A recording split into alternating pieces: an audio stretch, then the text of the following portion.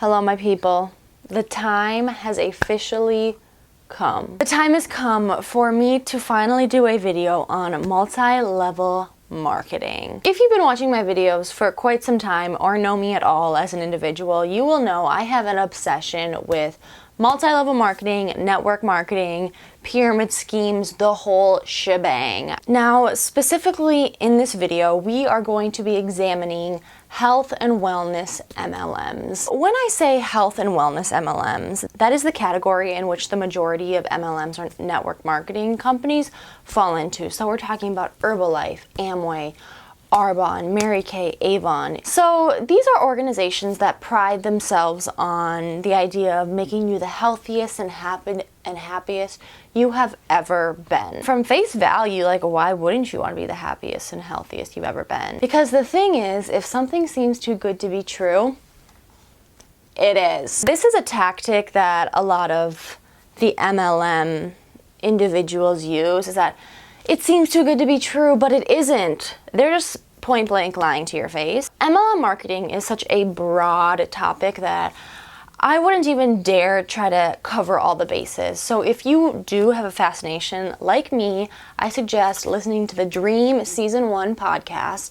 It's a full-on investigation looking at the legality. They go undercover in an MLM. There's also Betting on Zero on Netflix documentary about Herbalife and just the sketchy things going on underneath the surface. The key pillars that I am going to be investigating are the legality versus the ethicality, the dramatic health claims, as well as the financial claims. We are going to start with the legality versus ethicality. The number one thing someone in an MLM is going to say to you when you ask them, oh, is this a pyramid scheme? They're gonna be like, oh, I don't know if you know, but pyramid schemes are illegal. First of all, that argument just right off the bat is flawed because murder is illegal.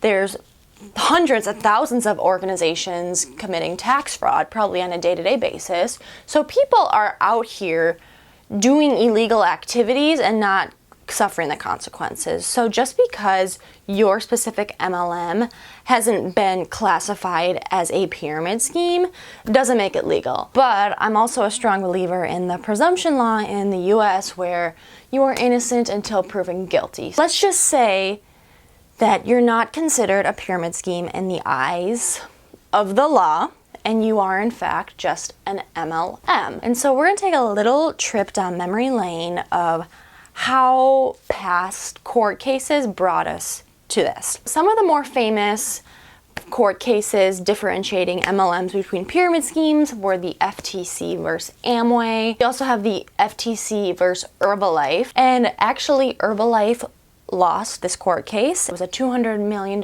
settlement, and basically along with the $200 million they had to pay, they had to restructure their entire organization so it was less pyramid-y. The court case that differentiated between a pyramid scheme and an MLM was the Webster versus Omni Nutrition. A pyramid scheme is when you're getting paid to get people on your team. You get paid for recruiting without selling any products. If you look at the business model of multi-level marketing, it is literally shaped like a pyramid. I'm really bad at math, didn't do pyramid in high school, did even worse in college, but the matrix is literally like a pyramid, and that can't be denied. Here you are.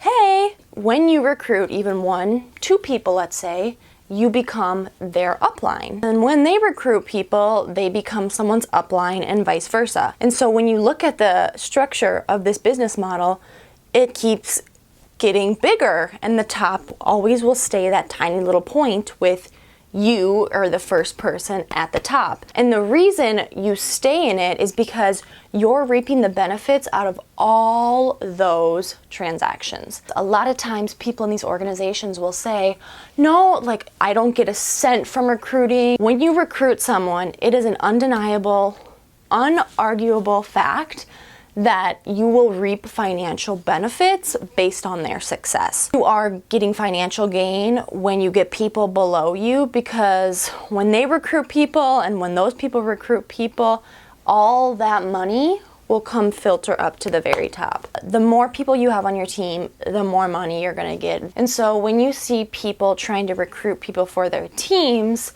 they're doing it in a very, oh, come join, like, get rich, you'll get this amazing group of friends. But at the end of the day, they don't really care about you as an individual. They just want the financial gain they'll get from you. And so there's a lot of ill-intentioned people in this business. When you peel back the layers of this onion, they're only in it for one reason. If they didn't gain anything from you, they would not waste their time trying to grow their team. They're doing it so they can up their income, up their title rank in the company, and point blank just like crawl their way up the ladder. After watching Betting on Zero, it wasn't so much, oh, just a fascination with MLMs. It was more just like pure anger and disgust with the overall business model, because the whole thing is very predatory. A lot of the times these people, especially those that are higher ranked, will kind of prey on low income, specifically minorities, a lot of immigrants, non-English speakers, people in debt, and kind of give them this false hope that, oh, you can achieve the American dream, whatever you want. You just have to work hard. You just have to hustle. I genuinely don't know how people can look someone in the eye and tell them that, especially when you have the statistics to prove it, but also because it's in the name itself, network marketing. The idea of this business model is, oh, you'll just sell, spread the message of this company and business to those around you. But if your entire network is struggling financially, barely making ends meet, they're in no position to, one, be spending money on these exuberant and expensive health and wellness products. So these individuals in society who historically and presently have the odds literally stacked against them, it is in the highest form manipulation and using your privilege to step on people and get to where you want to be. Okay, so a big thing I see within the network marketing world is the book The 4-Year Career by Richard Bliss Brooks. He was struggling, you know, the typical, like, paycheck to paycheck, tired of the 9-to-5 grind. Like, he was exposed to the world of network marketing. Everything just became blue-eyed and cheery, and now I'm assuming he's extremely wealthy and trying to give this same narrative to other people. I am here to counter that by saying that is just not a sustainable lifestyle. One, it is so rare in the network marketing world for those under you to always and consistently be making sales, to be recruiting people. The retention rate is so low, and I actually heard this in one of the team calls that I was listening to, and is that it's like a bathtub that doesn't have a drain. You just have to keep filling it in order to actually reap the benefits. After 4 years, even if you have this massive team, 20 years down the road, it is very unlikely that that team is still going to be producing the same results. The second point about this 4-year career comes down to purpose. In psychology, there are many different realms on which our happiness is tied to, and a huge one is purpose. We as human beings need to feel a sense of purpose in order to be happy. Especially in the westernized society, a big part of our purpose comes from our career and the fulfillment that comes from putting in a good day's work. A big thing that MLMs do is they paint kind of the 9-to-5 lifestyle as this ugly, something no one would ever want. The thing that they fail to mention is that these ugly, horrible 9-to-5s that people are slaving away at, I hate using that verb, but that is what they say. These are the individuals who are literally taking care of your children, who are doing cancer research, literally are doing the things to make everyone and to make sure society functions. If you're creating this mindset that the 9-to-5 is something that no one wants, Who's gonna put food on your table? The farmers? No, I'm joining an MLM. I don't need to farm. The doctors? Oh no, I've got an MLM. Like, someone else can do the cancer research. That is such a dangerous narrative to spread. Trailing it back to purpose. Let's say you do achieve this for your career. You're one of the lucky ones. Congrats. Where does your purpose come in? Do you feel your purpose is your money? Because that's also been scientifically proven to not make individuals happy. A common thing that people in these businesses do, a psychological term called surmising, referring to when you kind of cater to what people want to hear. In this circumstance, a lot of the MLM business owners will say, oh, I was a skeptic too, like I thought no way, anti-MLM all the way, and here I am. And so they're assuming a lot of their viewers or skeptics have that same thought. And so when these people that they're preying on or looking to recruit hear that they once thought the same thing, they're like, oh, it's not what I think. That's just another form of not so much manipulation, but a strategy that they utilize. The risk-free jargon that the people that recruit you use. They're saying, oh, there's no risks involved. If it's not for you, no biggie, just walk away. The thing is, there are so many risks. You're expected to purchase the products. Initially, when you join, there is a registration fee. It ranges from $60 to in the mid-hundreds. Even if that is the only money you put into the business, which is very, very unlikely because these people are always pressuring you to buy the products, try it for yourself, know what you're selling. All know I'm huge on when you get started, you need to order products to go with it because you have to try the products in order to do the business. So I actually ordered $1,000 worth of products. You still could potentially be out $60 to a couple $100. For me, that's not risk-free, and especially the people going into this who clearly are not doing well financially, that's a risk. So the startup cost is so small, and I came over to the Gold Coast with less than $2,000. So that is kind of, it kind of shows you that I didn't have much money, but I still managed to make this business work. To market this type of business as risk-free is extremely dangerous and just completely false. The biggest risk is the debt that people go into once they're in the business. Your uplines are always going to be encouraging you to try the products. MLMs are notorious for having products that are not cheap. These aren't just, oh, $5 here, $5 there. You're investing, and it's not even investing. You're just putting money into something that is not going to give you a worthwhile return. So another huge thing that is kind of synonymous with MLM tactics is the guilting measures. They will say you're not expected to buy anything, but if you really want to succeed in this business, you need to put money down, you need to invest in yourself. If you were to start a regular business, you'd have to invest thousands, millions. And so they will constantly be reminding you, if you want to get to that next step, if you want to grow, you need to put your money where your mouth is. Use the products in your everyday life and then just showcase that. $50 for a box of juice sticks. It's $80 for a thing of protein.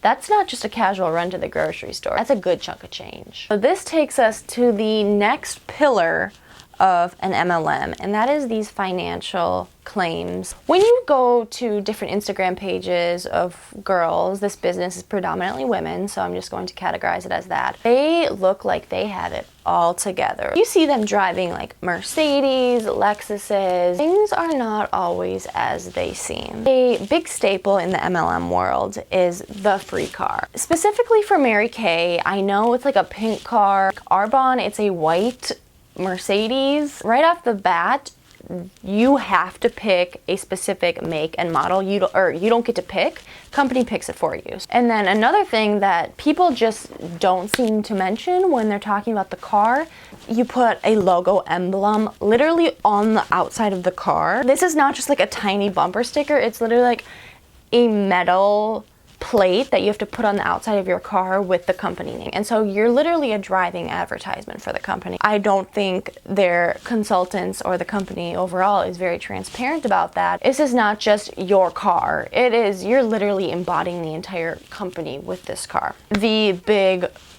jaw dropper. This car is not free. It's in your name.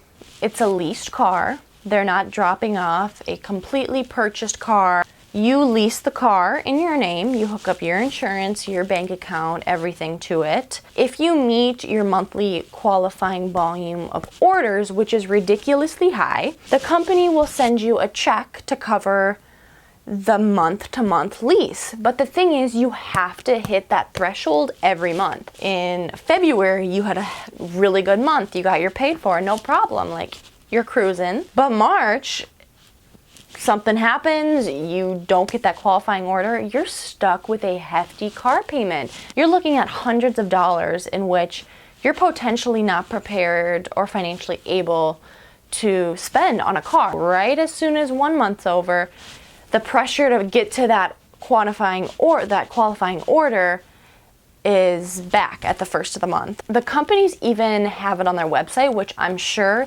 is a new protocol or something that was heavily pushed by the public, saying, make sure you can afford this car, because I'm sure many of these people who qualified for the car initially, a couple months down the road, weren't getting those same orders and therefore stuck with these ridiculously high car payments. Okay, the next one, and I'm just being probably a little nitpicky here, but this really irks me, is that each of these independent consultants refer to themselves as business owners and entrepreneurs. Now, the thing is, like, if you look up the definition of an entrepreneur, this does not qualify as an entrepreneur.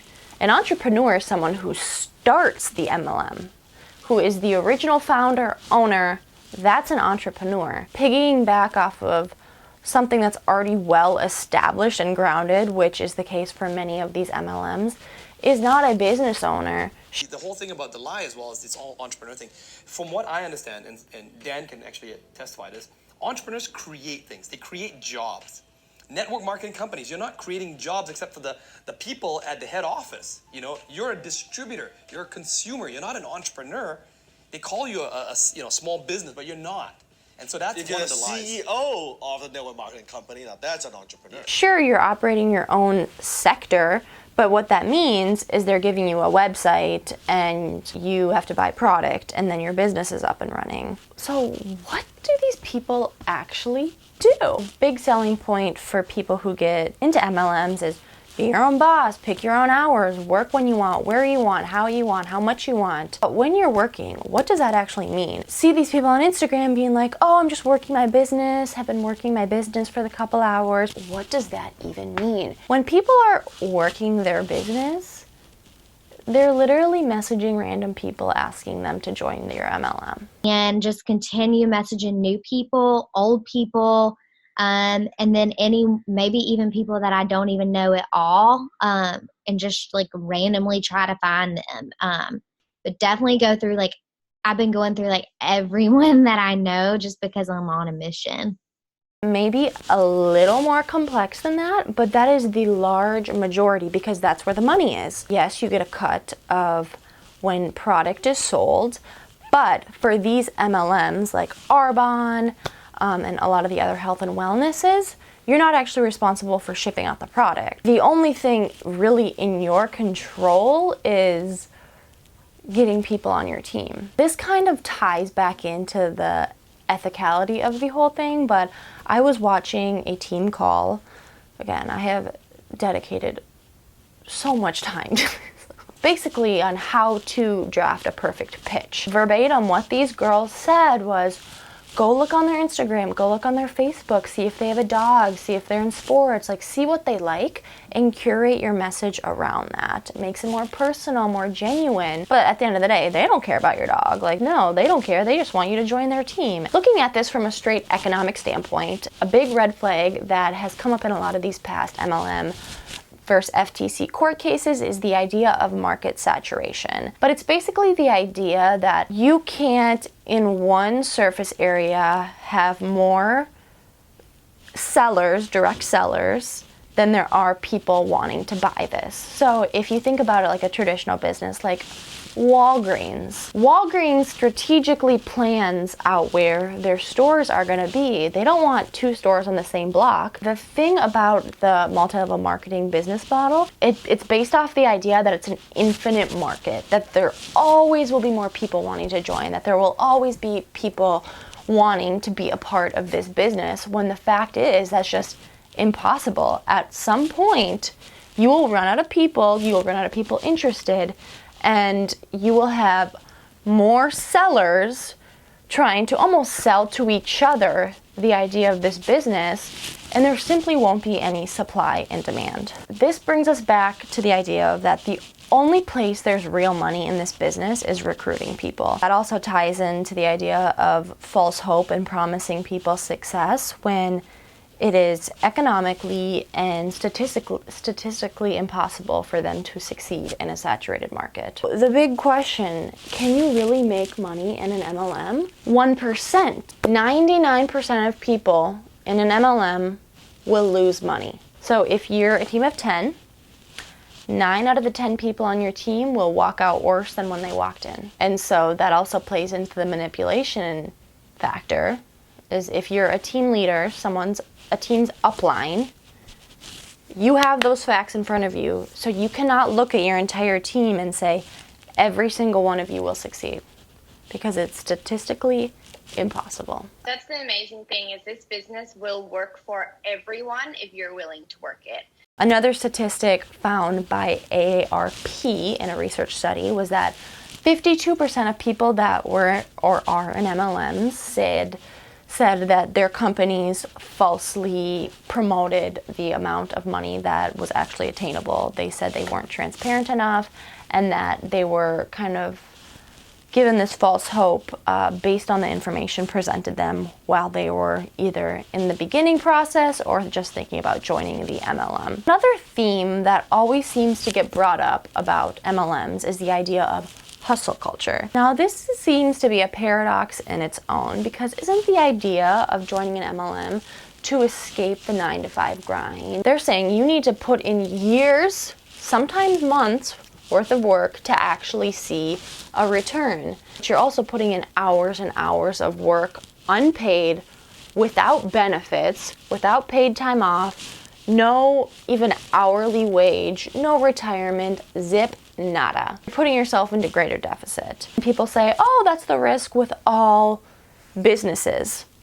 Yes, I suppose, but the odds are stacked so strongly against people to succeed in MLMs. So think about like starting a boutique. You're gonna have to put in more than $1,000 to get started. And so that's with Arbonne. I just put in $1,000, and I got the 30-day program, even though I didn't even want to get the 30-day program, and I did it, even though I didn't even want to. If you want it bad enough, if you work hard enough, if you put in your time, you will succeed. If people don't succeed, they think they're failures. They think, oh, I didn't work hard enough, even if they did literally everything in their power. And then their upline tells them, well, you just need to work harder. I think everybody can do this business if you want it. I mean, of course you have to work for it. You know, it only works when you work. This is why I joined an MLM, so I could escape that mindset of just the constant grind and not getting anything in return for it. MLMs perpetuate the idea that just work harder. When the thing about this business model is it doesn't work like that. 99% of those people who are putting in those hours and seeing nothing in return are working as hard as they can. Another phrase that people in MLMs use is, if you don't think you have time, you do. They don't care if you work a 60-hour week and have kids and responsibilities. You have time. If you want it bad enough, you have time. So I think the overall escape your 9-to-5 and join an MLM is very hypocritical. Even if you are working an hourly job, you're getting something from that. You will walk out with a paycheck. But from this, you can work 100 hours a week and not see a penny. The final pillar surrounding MLMs are the health claims. These people selling these health and wellness products, I would say majority of them are not certified dietitians. estheticians, any of the ishins. They don't need any qualifications to be giving health advice. So they're framing their health products as the end-all be-all, and this is what health means. And these are people who have no professional training, certificates, licenses, and quite honestly, they should not be giving advice because it's dangerous. So I actually reached out to my friend. She is currently in grad school for nutrition. She will be a registered dietitian within the year, and she knows her stuff. Let's just leave it at that. And so I sent her a couple of the products from these MLMs. I sent her links to their diet plans and just kind of the overall what these companies do, so she got an overall sense about it. Arbonne is notorious for their fizz sticks. Now, basically from the look of them, they look absolutely delicious. They're like fizzy little, cute little orange pink drinks that look like pop. They're marketed as an all-natural caffeinated beverage. Ditch your coffee, ditch your caffeine, jump on the fizz stick train. I was always a little eerie about these because I was like, again, seem too good to be true. They probably are, and that is exactly what she said. So if the claim is to give natural energy, coffee is more natural than this processed product. If these individuals are having more than one a day, 3 to 4 sticks, that's 600 to 800 milligrams of sodium a day, which is not an ideal health source. All of the vitamins that they're adding are water soluble. So if you're eating a balanced diet, these aren't going to help you at all because your body just gets rid of excess water soluble vitamins in urine, so it's not serving any purpose. Basically, to summarize that for someone who is not educated in the area of food science like myself, these fizz sticks are not a healthier, more natural alternative to coffee. And this false narrative that these consultants give saying, ditch coffee, this is the health way, like you get your caffeine. But then you also see these consultants drinking like 2, 3, 4 of them a day. And I'm like, okay, there's no way that can be good for you. Another thing about these fizz sticks that I even caught on when I was on the website, but she called it out too, is that it says the claims haven't been evaluated by the Food and Drug Administration, which is needed to be a legitimate health claim on a food product. So drink at your own risk. Another thing that Arbonne does is called the 30 Days to Healthy Living. When I looked into it, basically to sum it up, is that for 30 days you cut out of your diet alcohol, refined sugar, coffee, gluten, and dairy. Let me just say, like, I get the alcohol, I get the refined sugar, that's nothing new when it comes to diets. But what did trigger me was the gluten. Now, my sister is extremely gluten intolerant. If she ate gluten, like, she would be extremely, extremely sick to the point where, like, she was bedridden. And around that same time, it became trendy and a fad for people to go gluten-free, you know, because it's the healthy way. In her life, like, she cannot eat gluten. It can't just be, oh, 30 days I'm gonna go without gluten and see what it does. And so to witness people just being like, oh, I'm giving up gluten because why not, when they have no health allergies, it really paints people that actually have an allergy in a bad sight because it portrays them as high maintenance. My friend also said to me, especially with food allergies like celiac disease, which is an autoimmune disorder, and all these new products and diet fads being labeled as gluten-free for a means as health is extremely misleading because gluten-free products aren't healthier for you. And if you don't have a legitimate food allergy, you are missing a lot of essential nutrients from the whole grain. Them marketing this 30 days of healthy living by cutting out gluten, like cut that toxic stuff out of your life, that paints gluten as unhealthy, which it's not. If you have a food allergy, by all means cut it out. I'm not discouraging anyone from listening to their body, but saying, oh, 30 days no gluten, like I'm healthy when I have no sensitivity, that's extremely misleading. The last thing I want to touch on is this idea of cleaning your gut. So a lot of these Arbonne products are kind of marketed as, oh, it's a power wash for your gut, like clean it out, no bloating. I have a bunch of these like before and after pictures of like someone with like a bulging stomach, which I'm sure was after Thanksgiving dinner. And the next where they're like skinny, where there's no belly to be seen. Quoting my friend again, these products have just a bunch of added ingredients that serve no purpose. And if you are a human being that has a functioning gut, it doesn't need to be cleaned out. That is a 21st century fad perpetuated by diets like this, when in reality, your body does that on its own. It doesn't need to be cleaned out. It's not a car that has to go through a car wash. Your gut is literally meant to digest food and absorb essential nutrients. It doesn't need these fancy drinks in order to kickstart it or make it work.